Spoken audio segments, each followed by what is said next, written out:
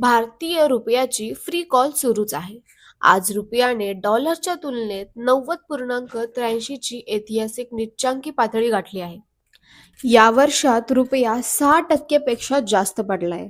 गेल्या 3 वर्षातील ही सर्वात मोठी पडझड आहे. पण नेमकं घडलंय काय? याची 3 मुख्य कारणं आहेत. पहिलं म्हणजे भारत अमेरिका ट्रेड डीलमध्ये अपेक्षित प्रगती झालेली नाही. त्यामुळे मार्केटमध्ये अनिश्चितता आहे. दुसरं कारण विदेशी गुंतवणूकदार पैसे काढून घेत आहेत. 15 डिसेंबरच्या डेटाप्रमाणे त्यांनी 1400 कोटीहून जास्त किमतीचे शेअर्स विकले आहेत. आणि तिसरं, इयर अँड पेमेंटसाठी कंपन्यांकडून डॉलर्सची मागणी वाढली आहे आणि आरबीआयचा हस्तक्षेपही सध्या मर्यादित दिसतोय.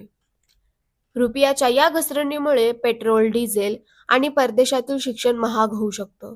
तुम्हाला काय वाटतं? कमेंट्समध्ये सांगा. आणि फायनान्सच्या अशाच ताज्या अपडेट्ससाठी आत्ताच फॉलो करा मॅक्स महाराष्ट्र.